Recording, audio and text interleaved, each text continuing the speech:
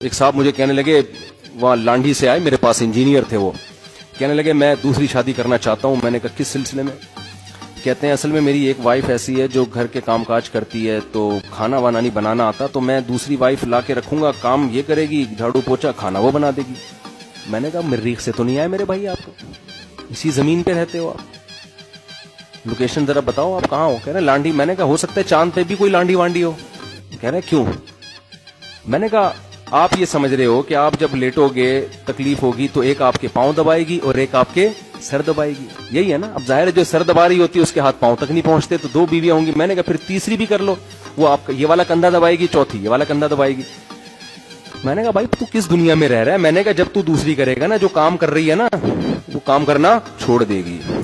اور میں نے کہا آپ کام بھی کرو گے اور اس کے علاوہ ایک اور کام, دونوں میں ساری زندگی سلو کر آتے رہو گے بیٹھ کے.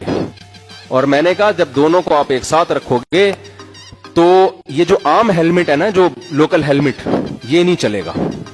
امپورٹڈ ہیلمٹ جو باقاعدہ میرے کو جاننے والے ہیں ڈیفنس میں, ان کا ہیلمٹ کا بزنس ہے, میں نے بائک کے لیے ان سے ہیلمٹ لیا ہے. کہنے کو تو بائک کے لیے لیا ہے, باقی آپ سمجھدار ہیں. تو وہ ہیلمٹ بہت مضبوط ہیلمٹ ہوتا ہے. میں نے کہا جب دونوں ایک ساتھ رہیں گی تو آپ وہ ہیلمٹ پہن کے گھر جاؤ گے. تو کہنے لگا یار آپ تو منفی باتیں کر رہے ہیں, آپ تو اتنا اپریشیٹ کرتے ہیں. میں نے کہا بھائی میری پوری بیان سنا کرو. میں سمجھتا ہوں کہ یہ 2 شادیاں 4 شادیاں معاشرے کی ضرورت ہے, لیکن یہ جہاد ہے, تو جہاد سمجھ کے کرو. انجوائے کرنے کے لیے کرنے کی بالکل بھی ضرورت نہیں ہے.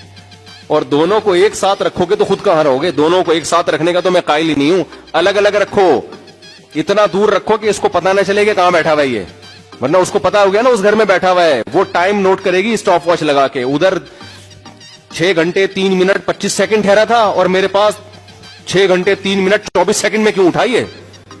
وہ ایسے کیلکولیٹ کرے گی, اس کو پتہ ہی نہ ہو